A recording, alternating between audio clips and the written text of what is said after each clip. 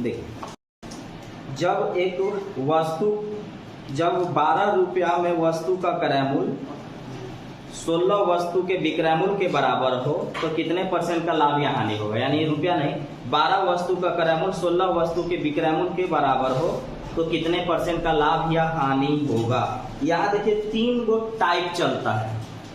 यहाँ पर इसी सवाल से 3 टाइप के सवाल बनेंगे। 2 टाइप आसान है, तीसरा टाइप थोड़ा सा हल्का सा मतलब टफ होगा, हल्का सा, ज्यादा नहीं होगा।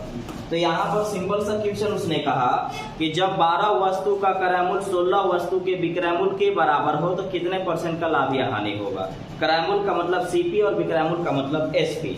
तो अगर हम ये कहेंगे कि 12 वस्तु का क्रय मूल्य, 12 वस्तु का मतलब गुना, 12 वस्तु का क्रय मूल्य 16 वस्तु के विक्रय मूल्य के बराबर होना चाहिए। 12 वस्तु का क्रय मूल्य 16 वस्तु के विक्रय मूल्य के बराबर होना चाहिए। तो 4 तिया 12, 4 चौका 16, विक्रय मूल्य को नीचे लाइए और इस 3 को फिर नीचे भेज दीजिएगा। तो बनेगा यहाँ क्रय मूल्य बटा में विक्रय मूल्य 4 बटा में 3। 12 वस्तु का क्रय मूल्य 16 वस्तु के विक्रय मूल्य के बराबर है, भेज दिए इसको इधर। जो सामने पड़ा वो वैल्यू हो गया। तो देखिए, तो खरीद के 4 रुपया में लाए हैं, बेच रहे हैं 3 रुपया में, लाभ की हानि। खरीदे हैं 4 में, बेच रहे हैं 3 में, तो हानि होगा। तो हानि जब होगा आपको तो कितने रुपया का होगा, 1 रुपया का। हानि % होता है, हानि गुने 100 और बटा में क्रय मूल्य, लॉस इंटू 100 बाई सीपी, काटेंगे 25% का आपको लॉस होगा, यानी हानि होगा 25% का। तो एक बार फिर से 12 वस्तु का क्रय मूल्य 16 वस्तु के विक्रय मूल्य के बराबर है, इधर भेज दिए। जो सामने पड़ा वैल्यू, खरीदे हैं 4 में, बेच रहे हैं 3 में, हानि होगा 1 रुपया का। हानि प्रतिशत हानि गुने 100 बटा में क्रय मूल्य यानी सीपी। इसी में एक और सेम क्वेश्चन बता देते हैं। यदि 25 वस्तु का क्रय मूल्य 20 वस्तु के विक्रय मूल्य के बराबर हो तो लाभ या हानि % बताएं। यानी 25 वस्तु का क्रय मूल्य 20 वस्तु के विक्रय मूल्य के बराबर है। का मतलब गुना यानी मल्टीप्लाई। 25 वस्तु का क्रय मूल्य 20 वस्तु के विक्रय मूल्य के बराबर है। तो 25, 5 चौका 20, विक्रय मूल्य को यहाँ भेजेंगे, 5 को नीचे भेजेंगे तो बनेगा हमारे पास क्रय मूल्य बटा में विक्रय मूल्य। यहाँ बना 4 और ये बचा 5। इसको इधर ले रहा है, जो सामने पड़ा वो वैल्यू हो गया। खरीद के 4 रुपया में लाए हैं और बेच रहे हैं 5 रुपया में, लाभ की हानि, लाभ होगा। लाभ कितने रुपया का होगा, 1 रुपया। लाभ % बोलिए, तो लाभ % लाभ गुने 100 और बटा में क्रय मूल्य। क्रय मूल्य है 4 रुपया, यानी प्रॉफिट इंटू 100 बाई सीपी। 25% का आपको क्या होगा, लाभ होगा। अगर 25 वस्तु का क्रय मूल्य और 20 वस्तु का विक्रय मूल्य बराबर होगा तो आपको 25% का लाभ होगा। इसको नीचे भेजे, ये भी नीचे गया। जो सामने पड़ा वो वैल्यू हो गया, यानी खरीदे हैं 4 में, बेच रहे हैं 5 में, लाभ हो रहा है 1 का। लाभ % होगा लाभ गुने 100 बटा में क्रय मूल्य।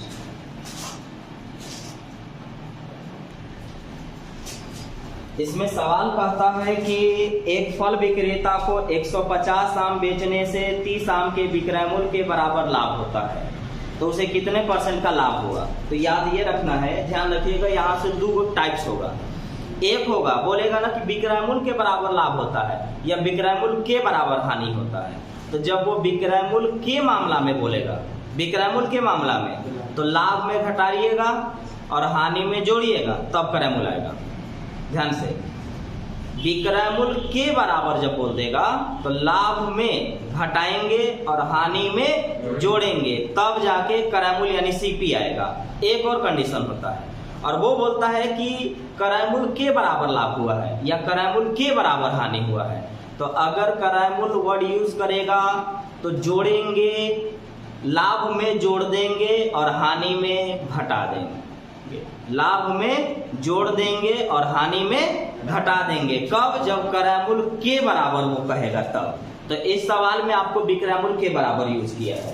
क्रय मूल्य वाला सवाल हम लोग आगे पढ़ेंगे लास्ट में, अभी नोट साथ में मैं लिखवा चुका हूँ। तो देखिए, तो बोला उसने कि एक फल विक्रेता को 150 आम बेचने से 30 आम के विक्रय मूल्य के बराबर लाभ होता है, तो उसका लाभ परसेंट बताइए। अब हमको बताइए तो 150 आम बेच रहे हैं, 150 आम बेच रहे हैं और 30 आम के विक्रय मूल्य के बराबर लाभ हुआ, तो इस विक्रय मूल्य के मामले में लाभ को क्या करते हैं, घटाते हैं, और घटाने पर क्या आता है, क्रय मूल्य आता है। इसका मतलब हुआ कि 150 आम बेचे हैं, 30 गो आम लाभ हुआ, यानी हम खरीद करके 120 आम लाए थे। खरीद करके हम क्या किए थे, 120 आम लाए थे। हमसे पूछा है लाभ परसेंट, तो लाभ परसेंट निकालिए। लाभ परसेंट होता है लाभ कब हुआ है, 30, लाभ गुने 100 और बटा में क्रय मूल्य यानी सीपी। क्रय मूल्य 120 आया, 4 बार में 4 से 25 बार में आपको 25% का लाभ होगा।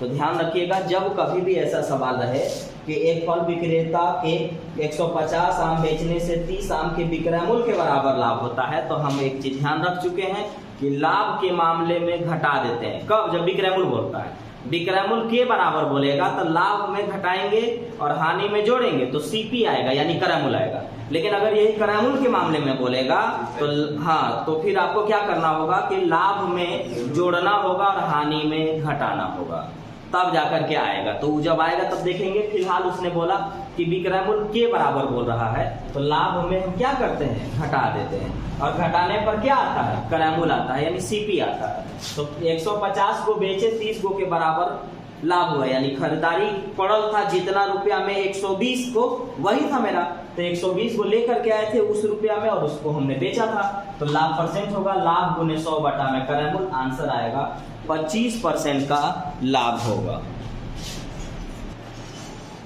देखिए कह रहा है ना कि 200 वस्तु के बेचने से 50 वस्तु के विक्रय मूल्य के बराबर हानि होती है, हानि परसेंटेज बताएं। हानि के मामले में क्या बोले हैं, जोड़ने को, यानी जब मैं 200 वस्तु बेचता हूं तो 50 को नुकसान होता है, इसका मतलब हम 250 लेकर के आए थे, तो हम जोड़ेंगे, तो 200 प्लस 50 जब हम जोड़ेंगे तो क्या निकलेगा, क्रय मूल्य। क्रय मूल्य यानी सीपी। कहने का इसका मतलब था 200 बेचे, 50 को नुकसान हुआ, यानी आप 250 लेकर के आए थे और 250 रुपया जितना में लेकर के आए थे उसी को आप बेच रहे थे, तो आपको नुकसान होगा। ऐसे सवाल में लाभ में घटाते हैं और हानि में जोड़ते हैं, तब क्रय मूल्य आता है। तो यहाँ हानि हुआ है, हानि में जोड़ेंगे, ये क्रय मूल्य आएगा और क्रय मूल्य होगा 250। हानि परसेंट पूछ रहा है, तो हानि परसेंट होता है हानि गुने 100 और बटा में क्रय मूल्य यानी सीपी। क्रय मूल्य है 250, काटेंगे 5 बार में, 5 से 20% का आपको हानि होगा। हानि यानी लॉस जो आपको होगा वो 20% का होगा। तो याद रखेंगे विक्रय मूल्य के बराबर बोलेगा, लाभ में जोड़ते, लाभ में घटाएंगे और हानि में जोड़ देंगे, तो क्रय मूल्य आएगा और लाभ या हानि परसेंट पूछेगा, जो कि आपको दोनों पता है। लाभ परसेंट लाभ गुने 100 बटा क्रय मूल्य, हानि परसेंट हानि गुने 100 बटा क्रय मूल्य।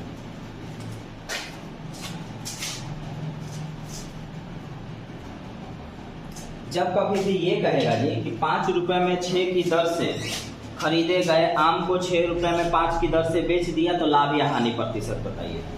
या फिर आगे अगर हम आएंगे तो यहाँ पर कहता है कि यदि 87 बता दे रहा हूँ, यदि 20 नारंगी 25 में खरीद कर 25 नारंगी 20 में बेचा जाए तो क्या होगा, लाभ या हानि प्रतिशत क्या होगा, ये पूछ रहा है। तो ऐसे सभी सवाल में 20 में खरीद के 5 में बेच दिए, 5 में मतलब 20 में 5 को लिए, 5 में 20 को बेच दिए, 5 रुपए में 6 को खरीदे, 6 रुपए में 5 को बेच दिए। ऐसे सभी सवाल में वस्तु को बराबर किया जाता है, सीपी को बराबर किया जाता है, और बराबर करने के लिए एलसीएम निकाला जाता है। कभी भी पूरे मैथ में अगर किसी चीज को आपको बराबर करना होगा तो बराबर करने के लिए एलसीएम निकाला जाता है। तो इसको जब हम बनाएंगे तो ऐसे बनाएंगे, एक तरफ आप लिखेंगे रुपया और दूसरे तरफ लिखेंगे आप वस्तु।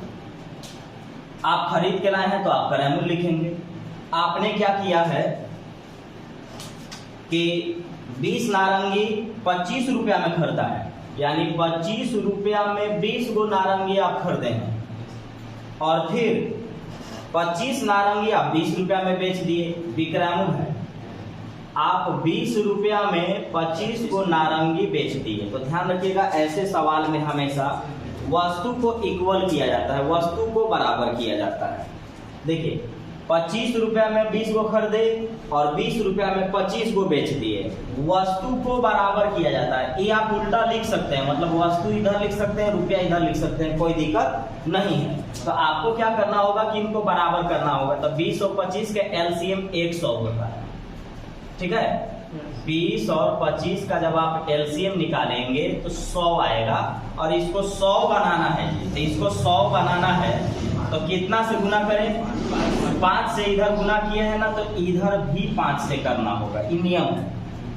इसको 100 बनाने के लिए कितना से गुना करें? 4 से। तो इसमें 4 से गुना किए हैं तो इधर भी 4 से करना होगा। अब आप देखिए 25 पचे 125 और 20 चौका, इसका मतलब हुआ कि आप देखिए अभी वस्तु बराबर हो गया, मतलब जितना यहाँ खरीदे हैं वो उतने बेचे हैं, इसका मतलब हुआ। यानी 100 खरीदे हैं और 100 बेच दिए हैं, तो वस्तु बराबर कर लिया। लेकिन 100 खरीदे कितना में थे? 125। 100 बेच कितना में रहे? 80 में। लाभ की हानि? हानि होगा। और हानि कितने का होगा? 45 रुपया का। हानि कितने का होगा?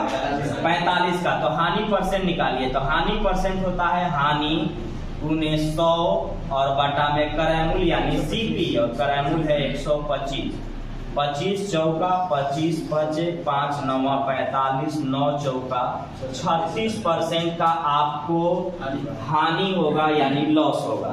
तो ऐसे सवाल में हमेशा वस्तु को बराबर किया जाता है। एक बार मैं और फिर से इसको बता दूं, वस्तु को बराबर किया जाता है।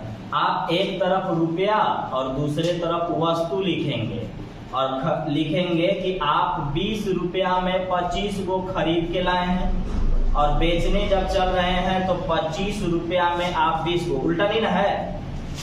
20 रुपया में 25 को खरीदा है।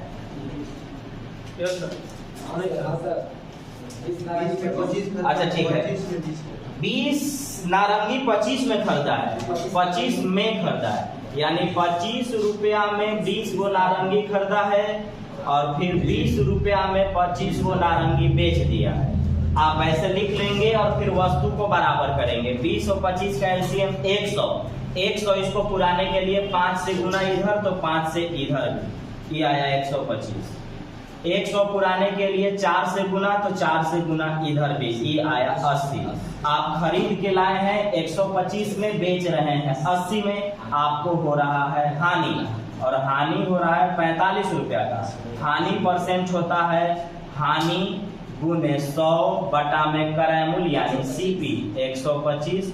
25 चौका 25 पचे 5 नवा 45, 9 चौका 36% का आपको हानि होगा यानी नुकसान होगा।